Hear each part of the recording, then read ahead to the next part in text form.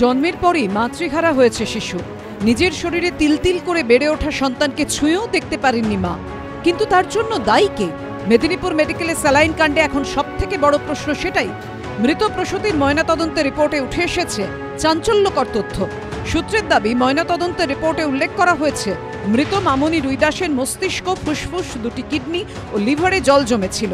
তা থেকে multi organ failure এবং সেই থেকেই সেপটিক শক। তার জেরেই মৃত্যু হয় প্রসূতির। এর মূলে কি রয়েছে নিষিদ্ধ স্যালাইন?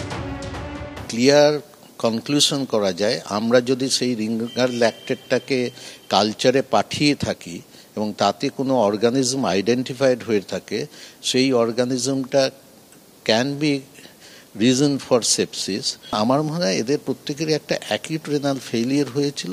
সেই ফেলিয়ারটা could be sepsis, could be some toxin. Ringer ল্যাকটেটটাই হয়তো কারণ, এবং সেই ল্যাকটেটের আমার মনে হয় কেমিক্যাল অ্যানালিসিস করা উচিত ওই স্যাম্পল থেকে, যে কোনো টক্সিক মেটেরিয়াল আছে কিনা যেটা অ্যাকিউট রেনাল ফেলিয়ার করতে পারে।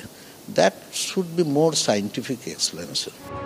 সূত্রের খবর, স্যালাইন কাণ্ডের তদন্তে গঠিত বিশেষজ্ঞ কমিটির রিপোর্টে বলা হয়, যেদিন অস্ত্রোপচার হয় সেদিন রাতে স্ত্রীরোগ বিভাগে ডিউটিতে ছিলেন একজন সিনিয়র আরএমও।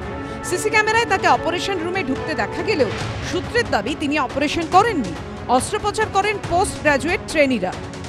ডক্টরস হন, ওদেরকে সবসময় সিনিয়র ডক্টর ও এক্সপার্ট ডক্টরের অধীনেই কাজ করতে হয়, আর একটা প্রপার ডিউটি রোস্টারও মেনটেন করতে হয়। তো আমার এটা প্রাথমিকভাবে দেখা যাচ্ছে কি এর একটা ভায়োলেশন হয়েছে। এই প্রেক্ষাপটে সোমবার মেদিনীপুর মেডিকেলের তরফে একটি নির্দেশিকা জারি হয়। সেখানে বলা হয়, পিজিটি বা জুনিয়র চিকিৎসকরা একা কোনো সার্জারি করতে পারবেন না। যারা এই অপারেশনটা করেছে, সিনিয়র ডাক্তার ছিলেন কি ছিলেন না, জুনিয়র ডাক্তার করেছে কি করেনি ইত্যাদি বিতর্ককে আমি সরিয়ে রেখে একটা জিনিস নিশ্চিতভাবে বলা যায়, এই মৃত্যুর পেছনে হিউম্যান ফ্যাক্টর ছিল না। আমরা বলেছিলাম উচ্চ পর্যায়ে তদন্তের রিপোর্ট আসার আগে কোনো কমেন্ট করে দেওয়ার মানেই হচ্ছে জলটাকে ঘুলিয়ে দেয়া, বিভ্রান্তি তৈরি করে দেয়া। প্রসূতি মৃত্যু নিয়ে যখন চাপানুতর চলছে, তখন স্যালাইন কাণ্ড নিয়ে মুখ খুললেন অভিষেক বন্দ্যোপাধ্যায়। রাজ্য সরকার তার তরফ থেকে অবস্থান স্পষ্ট করেছে, তদন্ত কমিটি গঠন করা হয়েছে এবং তদন্ত চলছে। যদি কারোর গাফিলতি এখানে পাওয়া যায় তার বিরুদ্ধে কঠোর থেকে কঠোরতম ব্যবস্থা নেওয়া হবে।